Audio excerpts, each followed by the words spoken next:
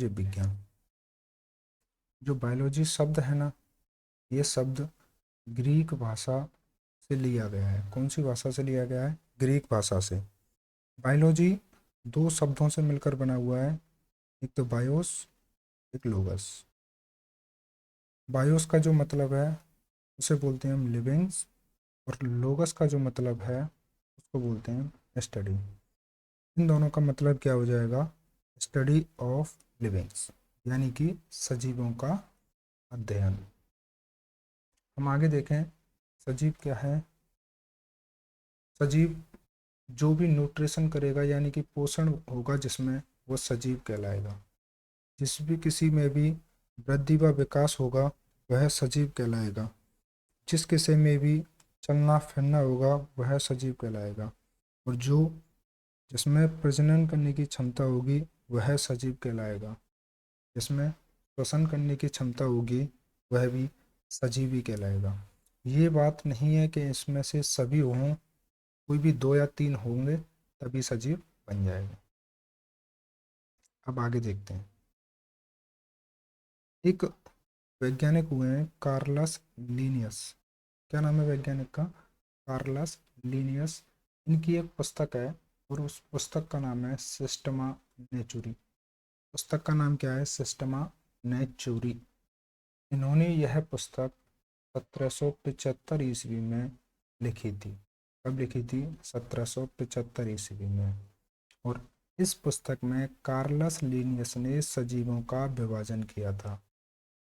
इस पुस्तक में कार्लस लीनियस ने सजीवों का विभाजन किया था, और विभाजन दो तरह से किया था। एक विभाजन था जानवरों में और एक विभाजन था पादपों के रूप में। जानवर और पादप। अब कार्लस लीनियस ने इनका वर्गीकरण किया, और वर्गीकरण का अध्ययन क्या कहलाता है? टैक्सोनॉमी। मतलब क्या? वर्गीकरण। वर्गीकरण का अध्ययन क्या कहलाता है? टैक्सोनॉमी। मतलब क्या हो गया? वर्गीकरण। जब सबसे पहले सजीवों का वर्गीकरण किया तो वर्गी के पिता कौन हो गए? Carolus Linnaeus. इन्हीं को ही नाम पद्धति का जनक कहा जाता है, कार्लस लीनियस को ही। अब देखिए, जैसे सजीव दो भागों में बटे, एक जानवर एक पादप, उसी तरह से बायोलॉजी को भी दो भागों में बांट दिया गया। एक का नाम हो गया जूलॉजी, एक का नाम हो गया बॉटनी। जूलॉजी बोलें तो जंतु विज्ञान, और बॉटनी बोलें तो पादप विज्ञान या फिर वनस्पति विज्ञान। जंतु विज्ञान में जंतुओं का अध्ययन किया जाता है, और पादप विज्ञान में पादपों का अध्ययन किया जाता है। अब देखते हैं छोटे छोटे फैक्ट जो पेपरों में आते हैं बहुत ज़्यादा। जैसे देखिए, जीव विज्ञान शब्द का प्रयोग सबसे पहले किसने किया? तो ये जीव विज्ञान शब्द का प्रयोग सबसे पहले लेमार्क ने किया था। जीव विज्ञान शब्द का प्रयोग सबसे पहले किसने किया है? लेमार्क ने।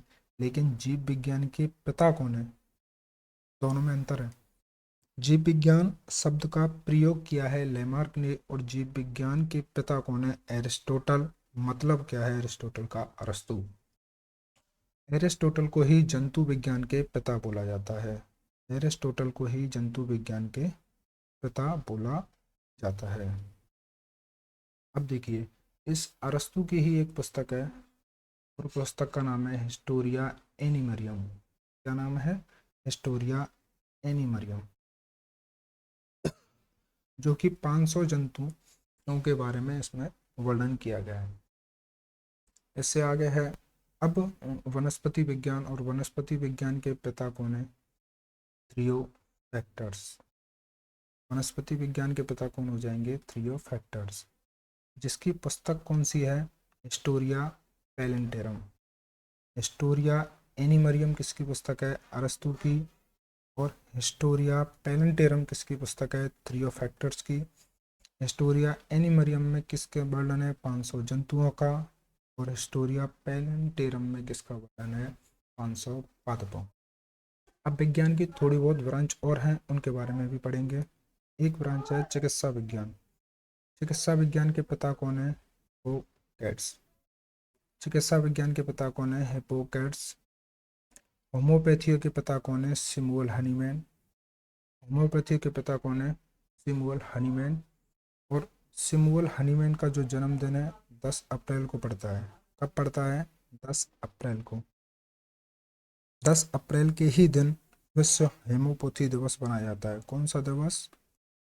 विश्व होम्योपैथी दिवस। आनुवंशिकी के पिता। आनुवंशिकी के पिता कौन है? Gregor John Mendel. और ग्रेगर जॉन मेंडल ने सर्वप्रथम खोज किसकी की थी? जीन की। जीन शब्द की उत्पत्ति किसने की है? जॉनसन ने। दोनों क्वेश्चन अलग है। अगर जीन की उत्पत्ति की बात करें यानी खोज की बात करें तो की है ग्रेगर जॉन मेंडल ने, और जीन शब्द की बात करें तो जॉनसन ने। एक सिद्धांत है विकासवाद का सिद्धांत, ये दिया है चार्ल्स डार्विन ने। विकासवाद का सिद्धांत किसने दिया है? चार्ल्स डार्विन ने। और जीवाणु विज्ञान का जनक कौन है? Antonie van Leeuwenhoek. Antonie van Leeuwenhoek. जीवाश्मी के पिता। जीवाश्मी मतलब जिसमें पेड़ पौधों के बारे में अध्ययन किया जाता है। Leonardo da Vinci.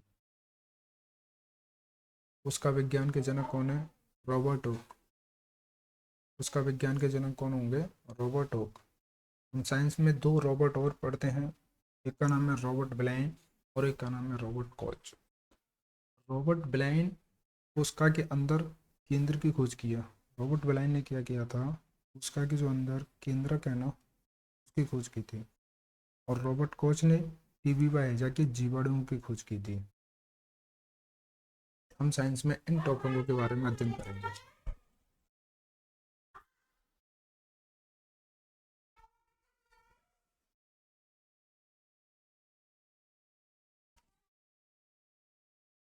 हम साइंस में इन टॉपिकों के बारे में अध्ययन करेंगे।